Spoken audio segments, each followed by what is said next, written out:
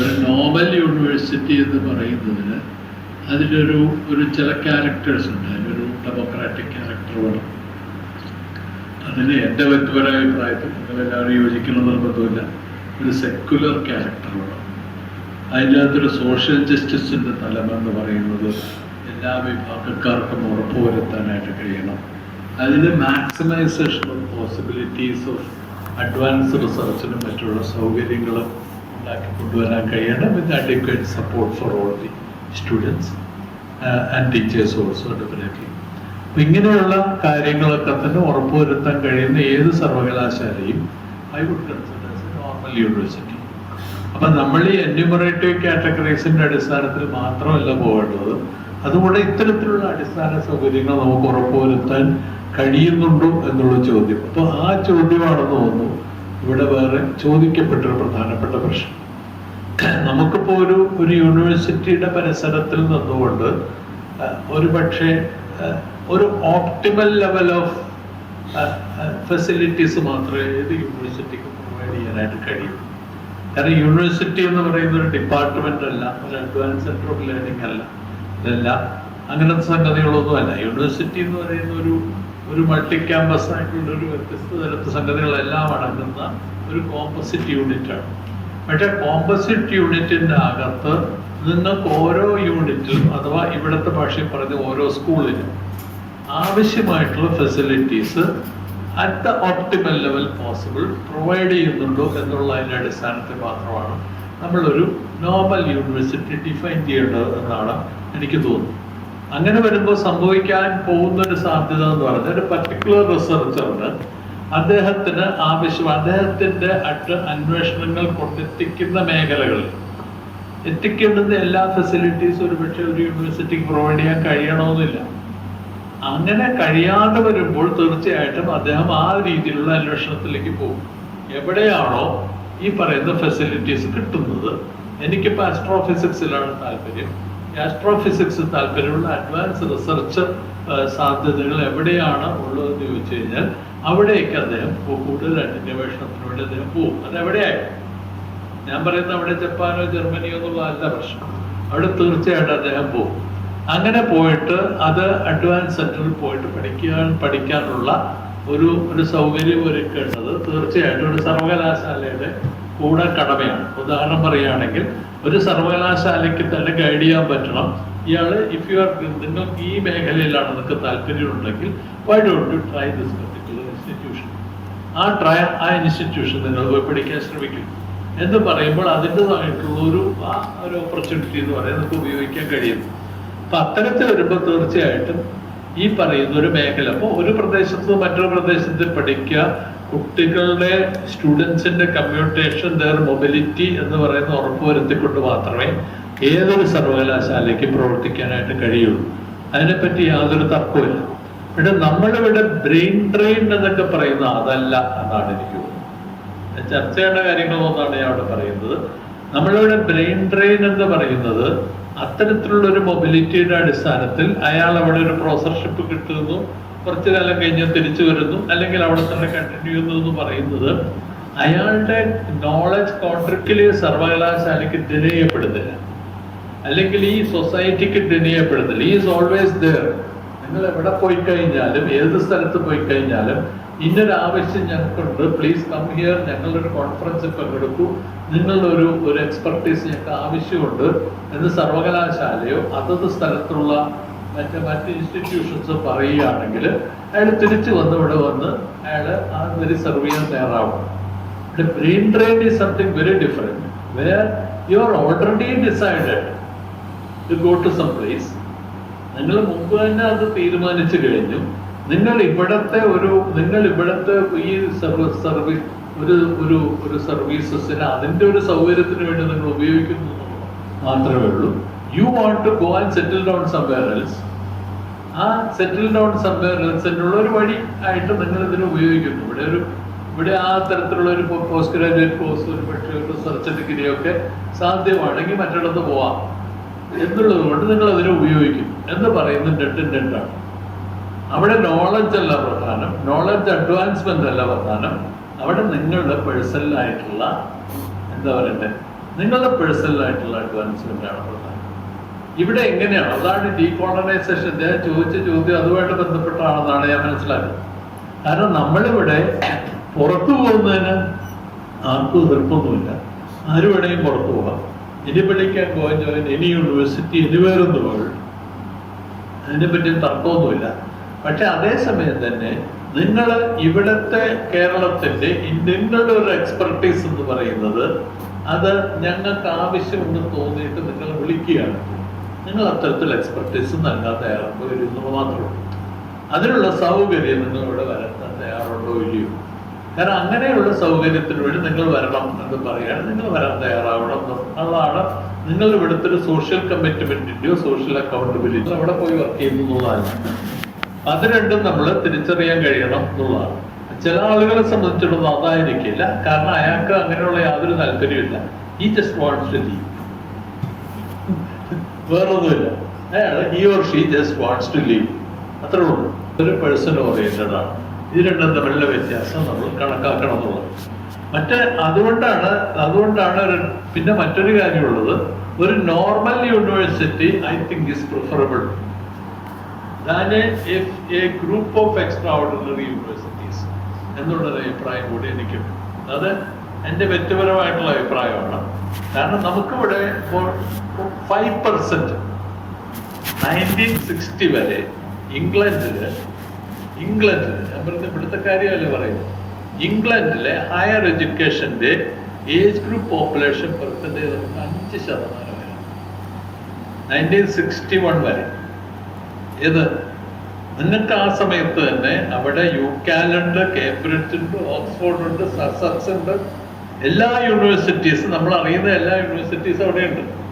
US-ലെ IB brass universities മുഴുവനും ഉണ്ട്. അവിടെ ഉള്ളപ്പോൾ 5% അവിടുത്തെ ഇൻടേക്ക് ടോട്ടൽ. ഇപ്പോഴും റിമെമ്പർ ദാറ്റ് ഹാർവാർഡ് അവരുടെ അഡ്മിഷൻസിൽ 120th താഴെയാണ് അവർ അഡ്മിറ്റ് ചെയ്യുന്നത്.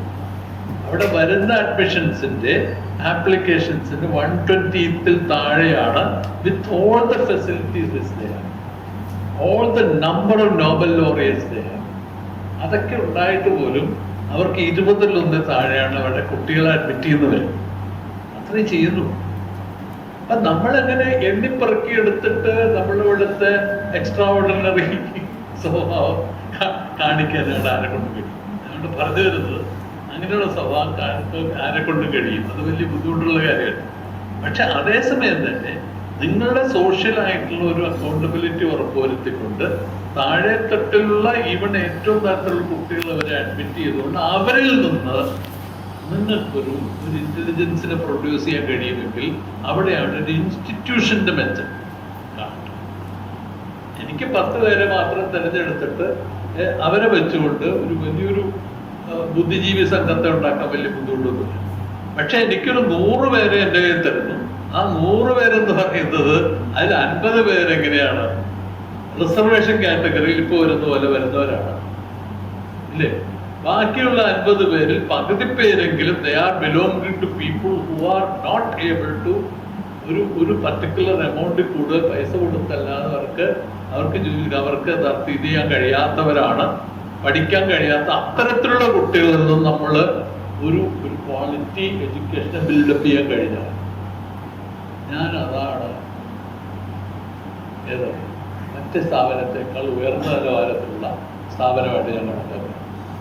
അവിടെ എന്യൂമറേഷനോ ഇതോ ഒന്നുമല്ല പ്രധാനം. അവിടെ ഒരു ബേസിക്കലി ഒരു സോഷ്യൽ അക്കൗണ്ടബിലിറ്റി, ഒരു കമ്മിറ്റ്മെന്റിന്റെ സ്വഭാവം. ആ കുട്ടിക്ക് നമ്മൾ എത്ര കൊടുക്കുന്നു, we give them maximum encouragement to reach wherever he or she reaches. അത് നമുക്ക് കൊടുക്കാൻ പറ്റൂല.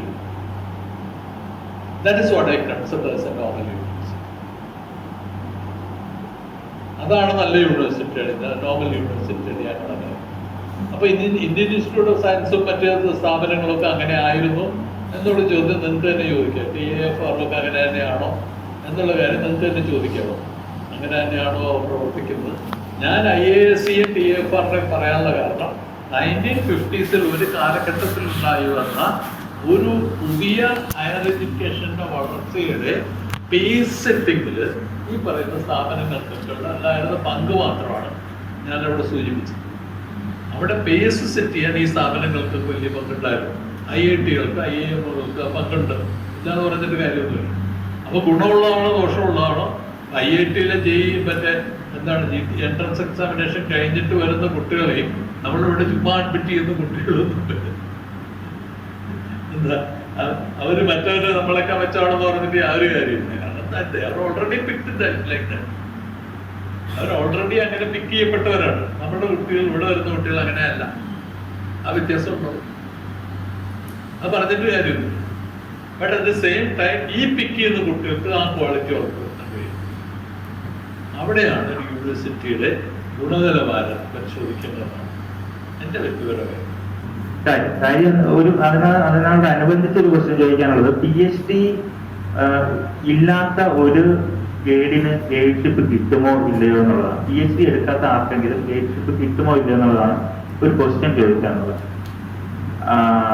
ഈ ഇറങ്ങിയ ഒരു 2-3 വർഷത്തിനിടയ്ക്ക് മെഡിക്കൽ കോളേജ് അസോസിയേറ്റഡ് ആയിട്ട് MD വിത്ത് എക്സ്പീരിയൻസ് ഉള്ള MD വിത്ത് എക്സ്പീരിയൻസ് എന്ന് പറഞ്ഞാൽ അതിനകത്ത് പബ്ലിക്കേഷൻ കൗണ്ട് ചെയ്യുന്നുണ്ട്. പബ്ലിക്കേഷന്റെ ക്വാളിറ്റി ഒന്നും അതിനകത്ത് ചെക്ക് ചെയ്യുന്നില്ല.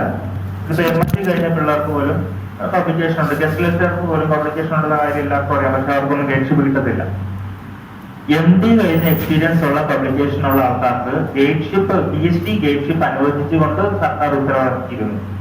അവരുടെ കൂടെ PhD ചെയ്യുന്ന സയൻസ് ബാക്ക്ഗ്രൗണ്ട്, ഹയർ എഡ്യൂക്കേഷൻ ബാക്ക്ഗ്രൗണ്ടിൽ നിന്ന് വരുന്ന പല കുട്ടികളുണ്ട്. പല സംസ്ഥാനങ്ങളിലായിട്ട് പല കുട്ടികളുണ്ട്. അവരെല്ലാം പലതരത്തിലുള്ള പ്രശ്നങ്ങൾ നേരിടുന്നുണ്ട്. കാരണം മെഡിക്കൽ വിദ്യാഭ്യാസത്തിനോടനുബന്ധിച്ച് ബയോ ഇൻസ്ട്രുമെന്റേഷൻ, എനിക്ക് ബയോളജി മാത്രമേ അറിയാവൂ, അതുകൊണ്ട് എനിക്ക് അറിയത്തില്ല, അതോ മറ്റുള്ള ആൾക്കാരുടെ കാര്യം അറിയത്തില്ല. ലൈഫ് സയൻസിൽ ബയോ ഇൻസ്ട്രുമെന്റേഷൻ എന്നുള്ള ഒരു കാര്യം നമ്മൾ പഠിക്കുന്നില്ല. കാരണം 6th സെൻസ് ആയിട്ടാണ് നമ്മൾ അതിനെ കാണുന്നത്. ബയോ ഇൻസ്ട്രുമെന്റേഷൻ അല്ല PCR ഉപയോഗിക്കാൻ അറിയാതെ, അല്ലെങ്കിൽ സെന്റിഫിക് ഉപയോഗിക്കാൻ അറിയാതെ നമുക്കൊരു പരിപാടി എന്നാണ് നടക്കില്ല. ഞാൻ പെട്ടെന്ന് പറയാം. അപ്പൊ അതൊന്നും അറിഞ്ഞുകൂടാതെ ഇരിക്കുന്ന ഗൈഡുമാരുടെ അടുത്ത് നിന്ന് PhD എടുക്കുന്ന കുട്ടികൾ വളരെയധികം ദുരിതം അനുഭവിക്കുന്നതായിട്ട് നമുക്ക് പല ജിപ്മറിൽ ഉൾപ്പെടെ പലയിടത്തും അന്വേഷിച്ചാൽ അറിയാം. അപ്പൊ അതിനോട് കൂടി അപ്പം അങ്ങനെ അതാണ് PhD എടുക്കാത്ത ആൾക്കാർ. പണ്ട് ഒരു ട്രെൻഡ് എന്ന് വെച്ചാല് PhD എടുക്കാൻ താല്പര്യമുള്ള ആൾക്കാർ മെഡിക്കൽ കോളേജിൽ നിന്ന് ഇവിടെ യൂണിവേഴ്സിറ്റിയിൽ വന്നിട്ട് ഗൈഡുകളെ തെരഞ്ഞ് ഇവിടുന്ന് പല ഡോക്ടേഴ്സും എടുത്ത് പോയിട്ടുണ്ട്. പക്ഷെ ഇന്നത്തെ കാര്യം അങ്ങനെ അല്ല.